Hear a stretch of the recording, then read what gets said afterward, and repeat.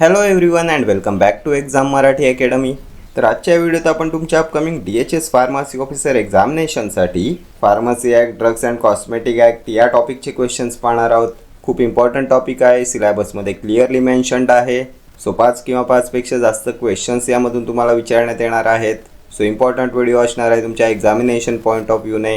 And तुमच्यापैकी ज्यांनी आपला PDF बुक कोर्स परचेस केला आहे त्यांनी आपल्या ॲपमध्ये जाऊन पाहायचं आहे, त्यात अपडेट केलेलं आहे. तुमच्या अपकमिंग DHS फार्मसी ऑफिसर एक्झामसाठी topic wise questions Marathi and English दोन्ही लँग्वेजेसमध्ये यामध्ये ॲड केलेले आहेत. आणि पुढे सुद्धा आपले हे दोन्ही कोर्सेस अपडेट होणार आहेत. यामध्ये नेहमी अपडेट येणार आहे. जे जे काही इम्पॉर्टंट असेल ते सर्व तुम्हाला एक्झामच्या आधी मिळून जाईल. कोर्सेसचे डेमो व्हिडिओज चॅनलवर आहेत, सर्व डिटेल्स डिस्क्रिप्शनमध्ये आहेत. अँड आपले सर्व व्हिडिओज फ्री आहेत. आपलं कोणतंही प्रीमियम अकाउंट नाही आहे, पेड लेक्चर बॅच नाही आहे. तुमचा सर्व सिलेबस फ्रीमध्ये कंप्लीट करून भेटणार आहे. फक्त पेन पेपर घेऊन बसत जा, इम्पॉर्टंट पॉईंट नोट करून घ्या. जे एक्स्ट्रा पॉईंट्स आपण डिस्कस करतो त्यातून तुमचा थेअरी पार्ट कवर होत आहे. तुम्हाला वेगळ्या थेअरी लेक्चरची गरज नाही. ठीक आहे, ऑप्शन डिस्कस करून आपण थेअरी पार्ट कवर करणार आहोत. एक्झामपर्यंत तुमचा पूर्ण सिलेबस कवर होईल. तुमचे सर्व टॉपिक्स, सर्व थेअरी बाय झालेलं असेल. ठीक आहे, तर क्वेश्चन स्टार्ट करूया. Choose the correct statement with respect to the pharmacy act 1948.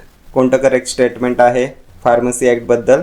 Education regulation 1991मध्ये फार्मासिस्ट म्हणून रजिस्ट्रेशन होण्यासाठी मिनिमम क्वालिफिकेशन मेन्शन केलेलं नाही आहे. ॲक्टमध्ये जो सेक्शन 12 आहे त्याचं चॅप्टर 2 डील करते with the approval of course of study. त्यानंतर section 12 chapter 2 deals with the approval of course of study and examination. आणि ऑप्शन डी आहे स्टेट गव्हर्नमेंट ऑथोराइज आहे अभ्यासक्रमाच्या बाबतीत कोणताही रूल बनवण्यासाठी. करेक्ट स्टेटमेंट ओळखायचं आहे regarding pharmacy act 1948.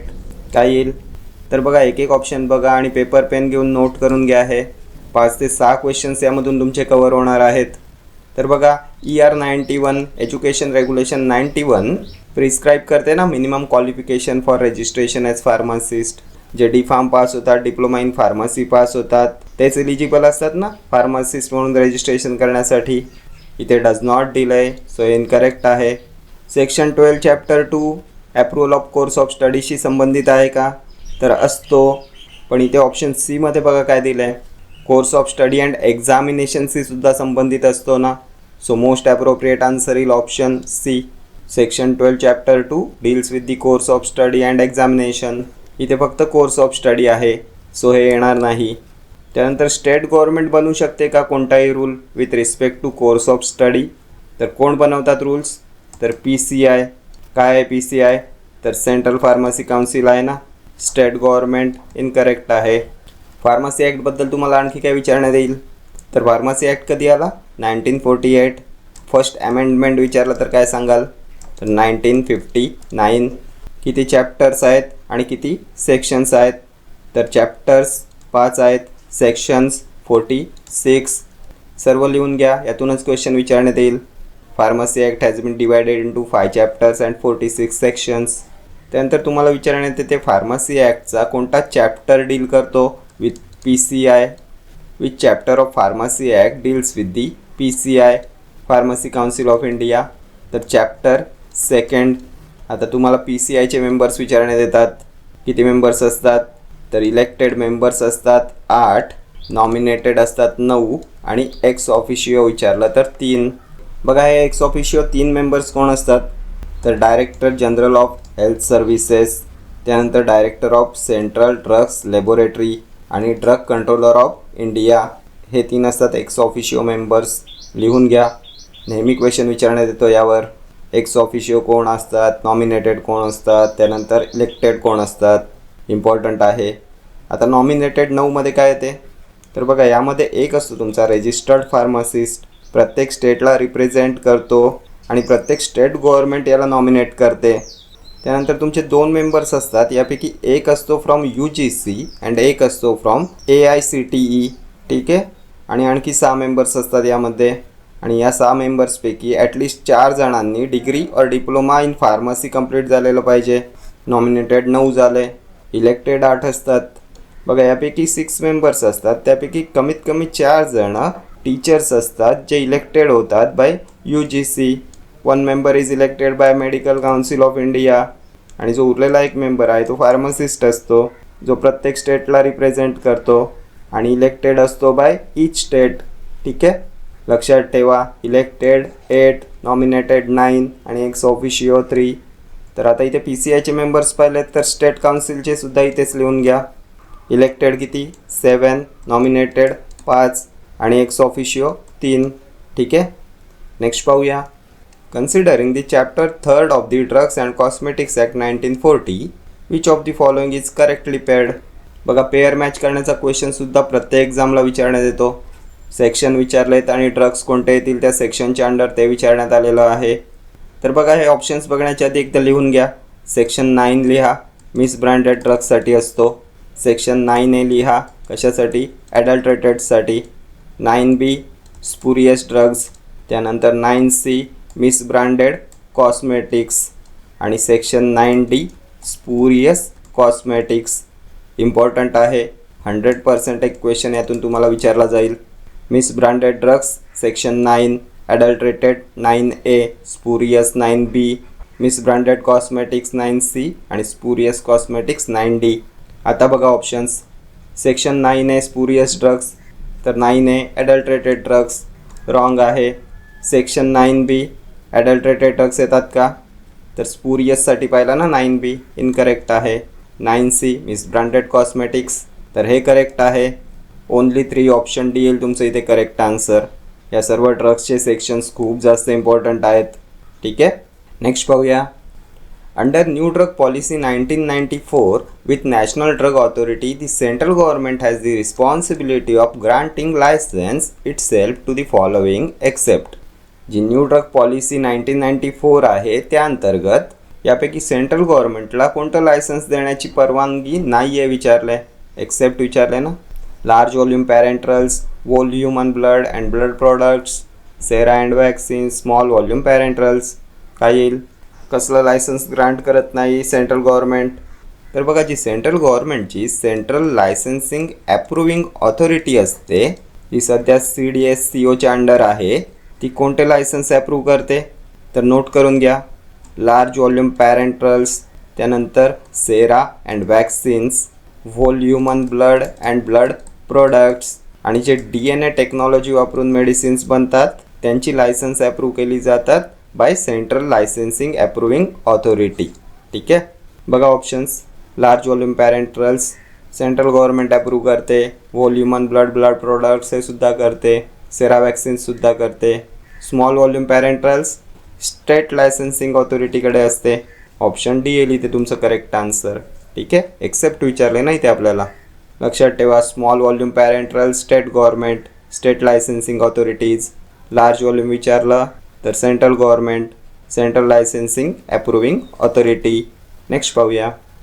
As per the pharmacy act in the composition of pharmacy council of India the total number of ex officio members. तर बघा, आता ऑप्शन्सची गरज आहे का. फर्स्ट क्वेश्चनमध्ये आपण सर्व डिस्कस केलं ना, म्हणून एक्स्ट्रा पॉईंट्स लिहून घ्यायला सांगत असतो. तुम्ही मला थेरी लेक्चर्ससाठी विचारता, पण थेरी लेक्चर्सची काहीच गरज नाही आहे. ऑप्शन्समधून तुमचं सर्व थेरी कवर होणार आहे. फक्त नोट्स काढायची जबाबदारी तुमची आहे. जे काही एक्स्ट्रा पॉईंट्स असतात ते 1 लायनरच्या फॉर्ममध्ये किंवा टेबल फॉर्मॅटमध्ये तुम्हाला जसं कम्फर्टेबल असेल तशा तुम्ही त्याच्या नोट्स काढत जा आणि डेली रिवाईज करत जा. मी सुद्धा व्हिडिओत वारंवार तुमचं रिव्हिजन करून घेत असतो. तुम्हाला पुढे जो रिव्हिजनसाठी वेळ लागणार आहे तो खूप कमी करण्याचा माझा प्रयत्न असतो, म्हणून सतत मी व्हिडिओमधून तुमचं रिव्हिजन करून घेत असतो. तर बघा, pharmacy act 1948, first amendment 1959, chapters 5, sections 46. Pharmacy ॲक्टच्या कोणत्या चॅप्टरमध्ये PCI येते, तर चॅप्टर 2. तुम्हाला जर सेक्शन्स विचारले तर काय सांगाल, डिटेलमध्ये क्वेश्चन विचारला तर लक्षात ठेवा सेक्शन 3 टू सेक्शन 18 PCI. ठीक आहे, त्यामध्ये प्रत्येक सेक्शनवर सुद्धा तुम्हाला क्वेश्चन विचारण्यात येऊ शकतो. जर तुम्हाला विचारलं constitution and composition of central council तर तुम्ही सांगाल सेक्शन 3. लक्षात ठेवा, chapter 2 section 3 constitution and composition of central council PCI खूप जास्त इम्पॉर्टंट आहे. त्यानंतर तुम्हाला सेक्शन 10 बद्दल विचारण्यात येईल. तुम्हाला एज्युकेशन रेग्युलेशन विचारलं तर सेक्शन 10. सेक्शन 12 बद्दल विचारण्यात येते तर ॲप्रूव्ड कोर्सेस अँड एक्झामिनेशन विचारलं तर सेक्शन 12 सिलेबस वगैरे येतो या सेक्शन 12मध्ये. त्यानंतर सेक्शन 13 येते.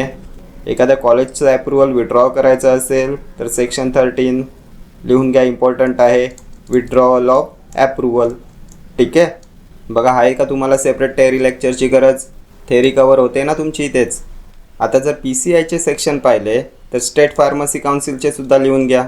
चॅप्टर 3 लिहून घ्या. सेक्शन्स विचारले तर 19 to 28. Constitution and composition of state council विचारलं तर सेक्शन 19. त्यानंतर तुम्हाला जर जॉईंट स्टेट काउन्सिल विचारलं तर सेक्शन 20. आणि या जॉईंट स्टेट काउन्सिलचे जर डिटेल्स विचारले, details of composition of joint state council, तर लिहून घ्या सेक्शन 21. ठीक आहे. तीनही सेक्शन्स इम्पॉर्टंट आहेत. आत्तापर्यंत क्वेश्चन विचारण्यात आलेले आहेत. ठीक आहे. बघा आपण यामध्ये थेअरी त्यानंतर तुमचे PYQ सर्व कवर करत आहोत. तर आता क्वेश्चनवर येऊया. एक्स ऑफिशियो मेंबर्स PCIचे 3 पाहिले ना, ऑप्शन ए येईल. कोण कोण पाहिले सांगा? DGHS, the director general of health services, त्यानंतर drugs controller general of India, आणखी काय पाहिलं तर director of CDL, central drugs laboratory. बघा या तिघांवर नेहमी एक्झामला क्वेश्चन विचारण्यात येतो. एक्स ऑफिशियो मेंबर्स ऑफ PCIचे इलेक्टेड मेंबर्स किती पाहिले आपण तर 8. नॉमिनेटेड किती पाहिले? 9. नेक्स्ट पाहूया. Drug shall be deemed to be misbranded if it. कधी ड्रगला मिसब्रँडेड मानलं जाईल तर मिसब्रँडेड, ॲडल्ट्रेटेड, स्पुरियस. तिघांवर एक्झामला क्वेश्चन विचारण्यात येतो. तर मिसब्रँडेड काय असतात तर जर एखादं ड्रग प्रिस्क्राईब्ड मॅनरनी लेबल्ड केलेलं नसेल तर ते मिसब्रँडेड होते. त्यानंतर त्यामध्ये असणारा एखादा डॅमेज लपवण्यात आला असेल तर ते मिसब्रँडेड होते. आणि जर ते आहे त्यापेक्षा जास्त इफेक्टिव्ह असल्याचा दावा केलेला असेल तर ते मिसब्रँडेड होते. जर त्याच्या लेबलवर एखादा फॉल्स क्लेम केलेला असेल ज्यामुळे ते आहे त्यापेक्षा जास्त इफेक्टिव्ह, जास्त चांगलं असण्याचा दावा केलेला असतो तर ते येते मिसब्रँडेडमध्ये.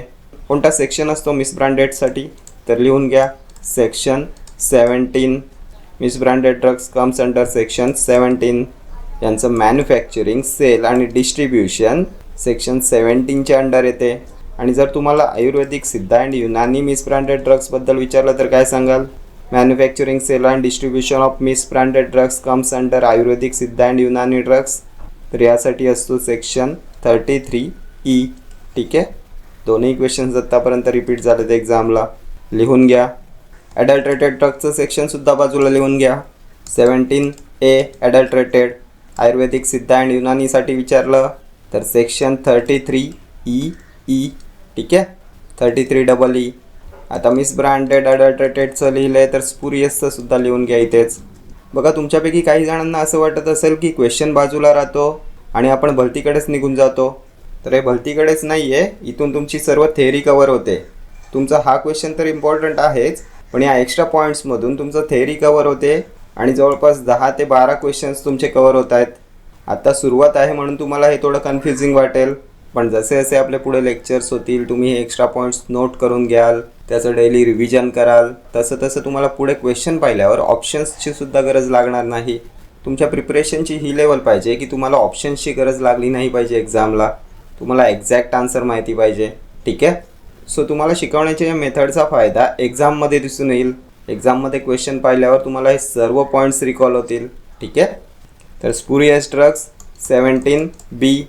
Manufacturing, sale and distribution of spurious drugs comes under section 17B. Ayurvedic, Siddha, युनानीसाठी विचारलं तर 33EE. ठीक आहे. तर आता क्वेश्चन्स बघा. मिसब्रँडेड कोणाला म्हणाल? Not labelled in prescribed manner, misbranded. Colour coated or polish, damage is concealed. आपण पाहिलं नाही ते डॅमेज लपवलेला असेल तर मिसब्रँडेड. क्यूसुद्धा मिसब्रँडेड आहे. Made to appear better or greater therapeutic value than it really is. आहे त्यापेक्षा जास्त better or greater therapeutic value दाखवलेली असते, मिसब्रँडेड. सो तीनही स्टेटमेंट्स करेक्ट आहेत. ऑप्शन डी येईल ना. याचं मॅन्युफॅक्चरिंग, सेल अँड डिस्ट्रीब्युशन येते अंडर सेक्शन 17. आयुर्वेदिक, सिद्ध, युनानी विचारलं तर 33E. ठीक आहे. नेक्स्ट पाहूया. When was drugs and magic remedies act notified. Drug and magic remedies act कधी अधिसूचित करण्यात आला? तर ऑप्शन्स बघून कन्फ्यूज होऊ नका. ड्रग्स अँड मॅजिक रेमेडीज ॲक्टच्या पुढे लिहून घ्या 30 April 1954, 30th of April 1954, 30 May 30 April 1954 option C येईल.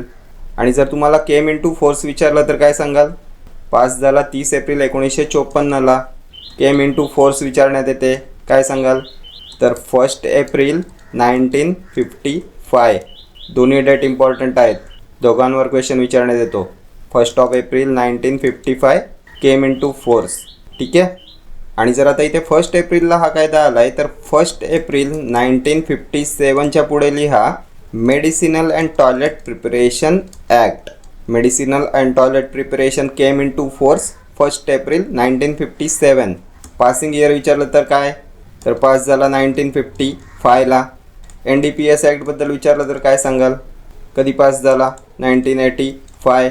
केम into force 14th of November लिहा, सेम इयर 1985. यामध्ये अमेंडमेंट कधी झाली? तर 2001. ठीक आहे. त्यानंतर मेडिकल टर्मिनेशन ऑफ प्रेग्नन्सी कधी आला? 1971. रूल्स विचारलं तर काय सांगाल? तर 1975. डेंजरस ड्रग ॲक्ट कधी आला? 1930. पॉयझन ॲक्ट सांगा, तर 1919. त्यानंतर तुमचं पेटंट ॲक्ट विचारलं तर 1970. ठीक आहे. सर्व डेट्स इम्पॉर्टंट आहेत. नेक्स्ट पाहूया. One of the following is not a member of IAEC. IAECचा मेंबर नाही आहे. IAEC काय आहे? तर इन्स्टिट्यूशनल एनिमल इथिक्स कमिटी. मेंबर्समध्ये बायोलॉजिस्ट येतो का? तर येईल. वेटरिनरियन हा सुद्धा असतो मेंबर. सोशल वर्करसुद्धा याचा मेंबर असतो. नॉट ए मेंबर विचारले ना, ॲडव्होकेट मेंबर नसतो. ऑप्शन डी येईल इथे तुमचं correct answer. Advocate is not a member of institutional animal ethics committee. ठीक आहे. नेक्स्ट पाहूया.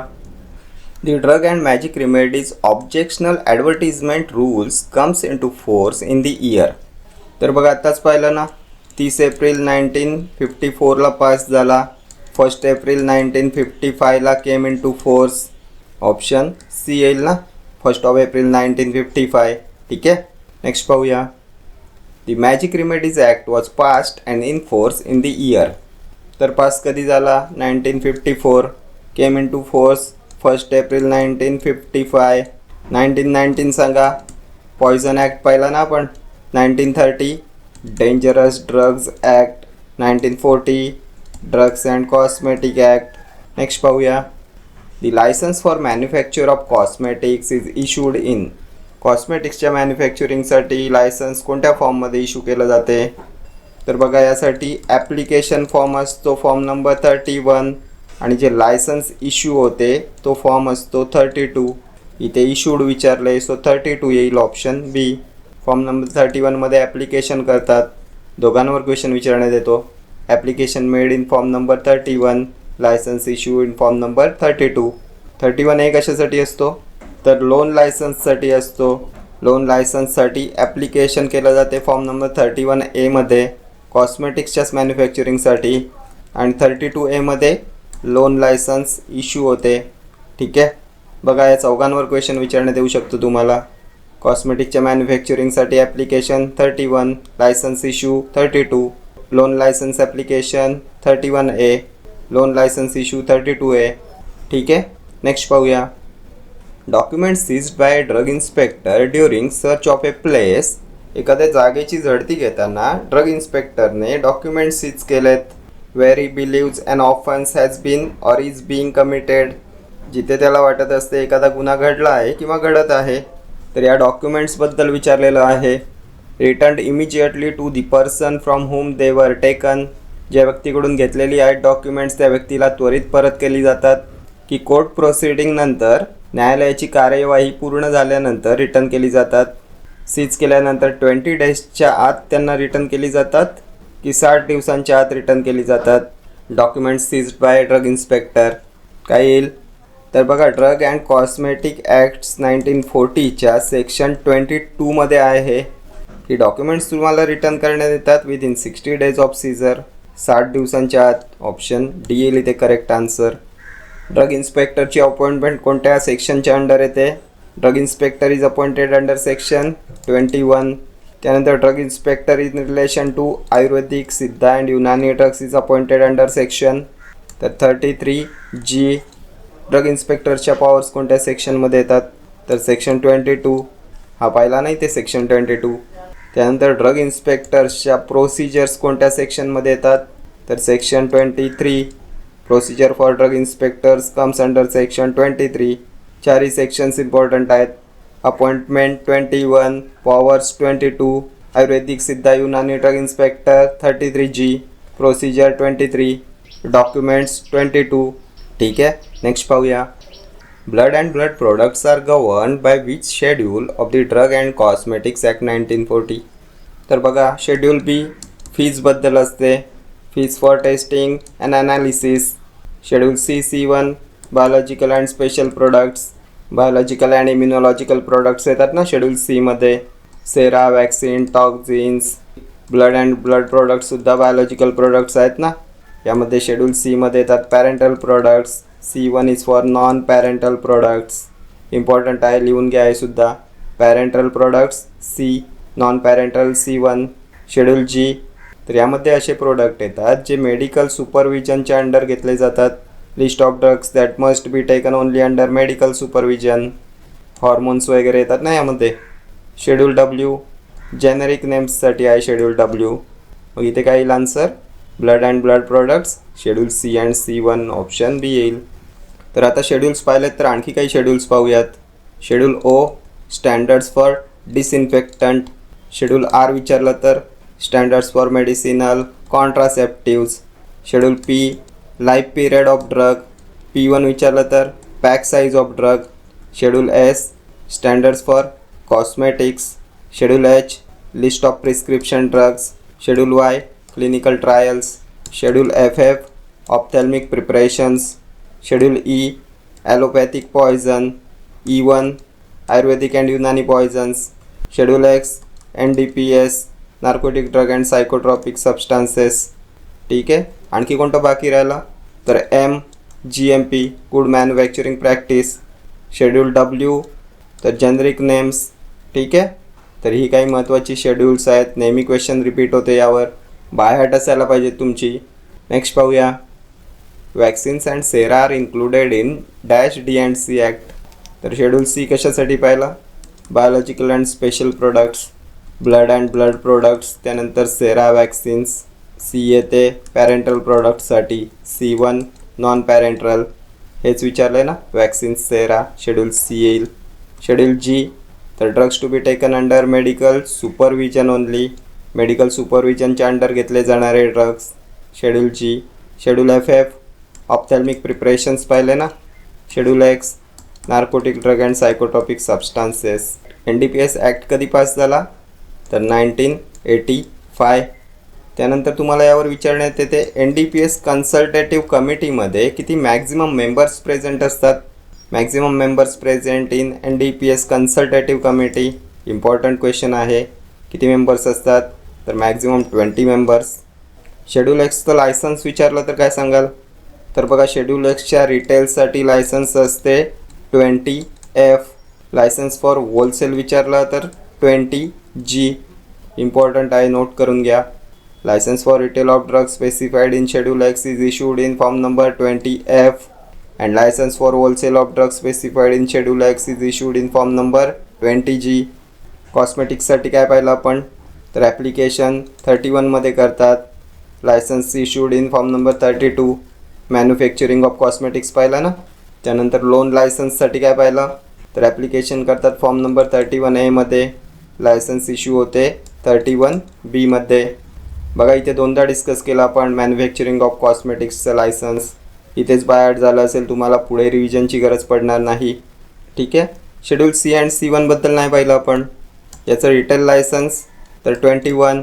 होलसेल विचारलं तर 21B. त्यानंतर drugs other than schedule C and C1 विचारलं तर रिटेलसाठी काय येईल? तर 20 अँड होलसेलसाठी विचारलं तर 20B. Wholesale of drugs other than schedule C and C1 20B. लायसन्सवर प्रत्येक एक्झामला 1 ते 2 क्वेश्चन्स विचारण्यात येतात. सो तुमचे सर्व लायसन्स नंबर बाय हार्ट पाहिजेत, स्पेशली C, C1 अँड Xचे. ठीक आहे. नेक्स्ट पाहूया. For manufacturing of drugs other than those specified in Schedule C and C1 and X, the license is issued in the prescribed form number.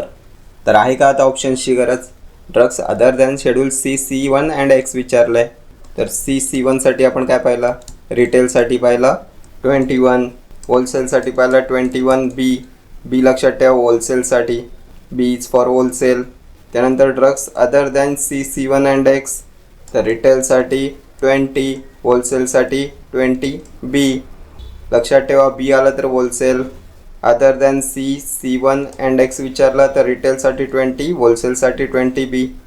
बघा या अदरच्या ओपासून 0 लक्षात ठेवा. 20मध्ये 0 आहे, अदरमध्ये ओ आहे. अदरसाठी 20, C1साठी 21 अँड 21B. एक्ससाठी काय पाहिलं आपण? रिटेलसाठी फॉर्म 20F, होलसेल 20G. बघा हे तुमचे झाले रिटेल सेलसाठी. होलसेल सेलसाठी. मॅन्युफॅक्चरिंगसाठी काय येईल? तर बघा drugs other than C1 and Xच्या मॅन्युफॅक्चरिंगसाठी ॲप्लिकेशन केलं जाते फॉर्म नंबर 24मध्ये. लायसन्स इश्यू होते फॉर्म नंबर 25मध्ये. त्यानंतर जर तुम्हाला नार्कोटिक ड्रग्ससाठी विचारलं मॅन्युफॅक्चरिंग लायसन्स तर काय सांगाल? तर 25F. हे सुद्धा इम्पॉर्टंट आहे, लिहून घ्या. For the manufacturing of narcotic drugs which licence is required 25F. इथे आपण रिटेल अँड होलसेल सेलचं पाहिलं. इथे मॅन्युफॅक्चरिंगसाठी 25F. त्यानंतर शेड्यूल सी अँड C1चं मॅन्युफॅक्चरिंग विचारलं तर फॉर्म नंबर 28. आणि लार्ज वॉल्यूम पॅरेंटरलचं विचारलं तर 28D. ठीक आहे. लायसन्स ग्रांट होते 28Dमध्ये. ॲप्लिकेशन केलं जाते 27Dमध्ये. ठीक आहे. Large volume parenterals previous year विचारण्यात आलं होतं. Manufacturing of large volume parenteral sera vaccines which licence is required 28D. Application is filled in form number 27D. Blood प्रोडक्टसाठी विचारलं तर काय सांगाल? तर 28E मध्ये लायसन्स इश्यू केलं जाते. तर बघा इथे काय विचारलं आहे? Manufacturing of drugs other than those specified in schedule C, C1 and X. मॅन्युफॅक्चरिंगचं विचारलं आहे. Other than C1 and X इथे पाहिलं ना. ॲप्लिकेशन केलं जाते 24मध्ये.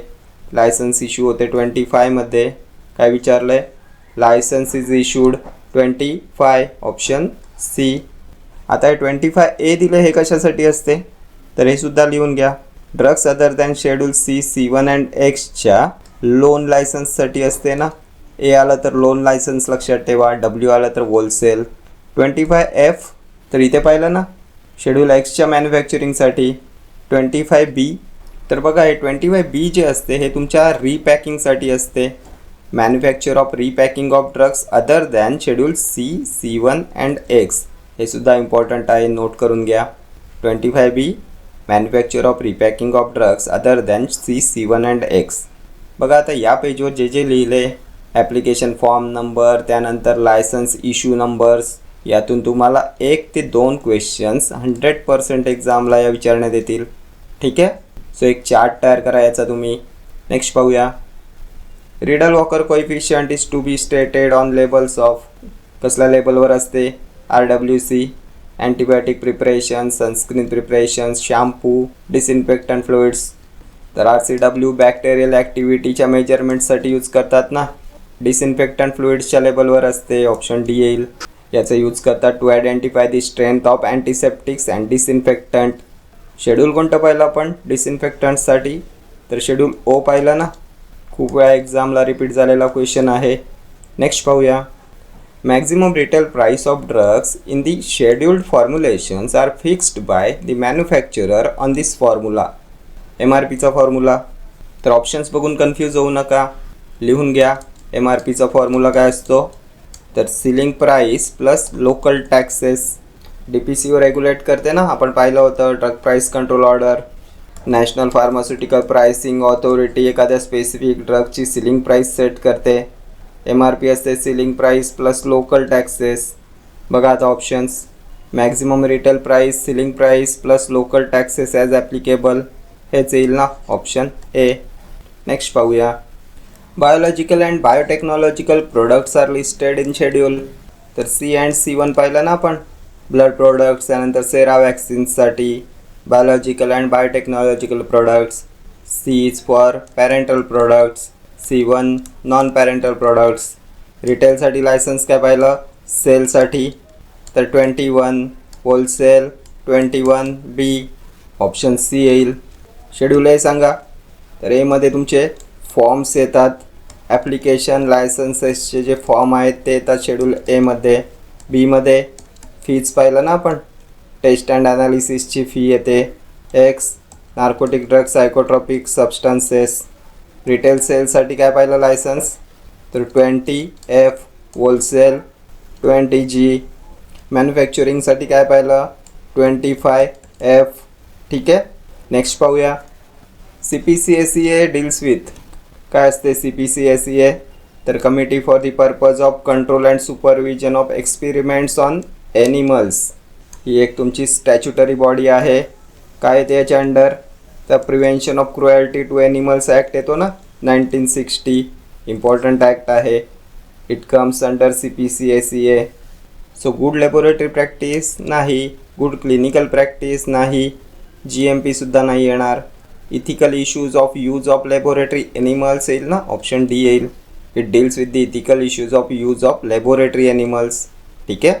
गुड लॅबोरेटरी प्रॅक्टिस कशात येते, तर शेड्यूल L1 लिहून घ्या, इम्पॉर्टंट आहे. गुड क्लिनिकल प्रॅक्टिस, तर क्लिनिकल ट्रायल्स येतात शेड्यूल वायमध्ये. GMP शेड्यूल एममध्ये येते ना. GMP क्लिअरली मेन्शन आहे तुमच्या सिलेबसमध्ये, खूप जास्त इम्पॉर्टंट आहे. यावर डिटेल क्वेश्चन्स आपण नंतर पाहणार आहोत. ठीक आहे. नेक्स्ट पाहूया. A sample is withdrawn or seize from drug store by drug inspector and sealed. Sample withdraw केले, सीज केले ड्रग इन्स्पेक्टरने. The payment of fair price of the sample, सॅम्पलच्या पेमेंटच्या फेअर प्राईसबद्दल विचारले. Made to the drug store owner is not made to the drug store owner and in case of refusal a form is filled up with a receipt. की drug store owner must be insisted to give it free of cost. Payment of fair price of the sample, जे drug स्टोअरमधून drug इन्स्पेक्टरने withdraw केले, seize केले. तर बघा यासाठी असतो तुमचं सेक्शन 23. ड्रग इन्स्पेक्टर सेक्शन्समध्ये पाहिलं ना आपण, 22 powers of drug inspector, 23 procedure of drug inspector.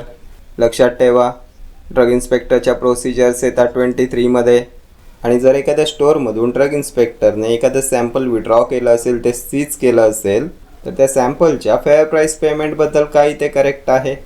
त्या सॅम्पलची किंमत दिली जाते का ड्रग स्टोअर ओनरला, तर नाही, किंमत दिली जात नाही, हे सुद्धा येणार नाही. Made to the drug store ओनरला किंमत दिली जाते. And in case of refusal, जर त्याने ती स्वीकारण्यास नकार दिला, तर form is filled up with a receipt बरोबर एक फॉर्म भरून घेतला जातो. तर हेच करेक्ट आहे, ऑप्शन सी येईल. मोस्ट ॲप्रोप्रिएट आन्सर इथे ऑप्शन सी आहे. Is made to the drug store owner हे अर्धवट दिलेलं होतं ना. नेक्स्ट पाहूया. Drug specified in which schedule shall be sold or offered for sale unless it has been sealed in a previously sterilised container. जोपर्यंत previously sterilised कंटेनरमध्ये ती बंद केली नसतील, तोपर्यंत ती विक्रीसाठी देऊ नयेत. कोणत्या शेड्यूलची ड्रग्स आहेत, तर बायोलॉजिकल अँड स्पेशल प्रोडक्ट्स यासाठी असते ना स्टरलाइज कंटेनर. शेड्यूल कोणतं पाहिलं, तर C and C1, option B येईल. स्टरलाइज कंटेनरची गरज असते ना बायोलॉजिकल अँड स्पेशल प्रोडक्ट्ससाठी. तुमचे इन्सुलिन, वॅक्सिन, सेरा येतात ना बायोलॉजिकल अँड स्पेशल प्रोडक्ट्समध्ये. कशात येतील आहे, C का C1मध्ये, तर Cमध्ये येतात ना parental products. C1 non parental, त्यांच्यासाठी प्रिव्हियसली स्टरलाइज कंटेनरची गरज असते, त्याशिवाय ही विक्रीसाठी दिली जात नाहीत. शेड्यूल ए सांगा. फॉर्म्स पाहिले ना आपण ॲप्लिकेशन लायसन्सेसचे. B fees for test and analysis. N तर minimum requirement for efficient running of pharmacy, schedule N. हे सुद्धा खूप इम्पॉर्टंट आहे. Minimum equipment and requirements for the efficient running of a pharmacy, schedule N. ठीक आहे. तर हे सर्व क्वेश्चन्स तुमच्या अपकमिंग फार्मसी ऑफिसर एक्झामिनेशनसाठी मोस्ट इम्पॉर्टंट आहेत. यातून 4 ते 5 क्वेश्चन्स तुम्हाला तुमच्या एक्झामला दिसतील. सो खूप जास्त इम्पॉर्टंट आहे तुमच्या एक्झामिनेशन पॉईंट ऑफ व्ह्यूने. ठीक आहे. तर या व्हिडिओत इतकंच. भेटूया नेक्स्ट व्हिडिओमध्ये असेच काही महत्त्वाचे क्वेश्चन्स घेऊन. Till then do like, share, comment and subscribe to my channel. Thank you.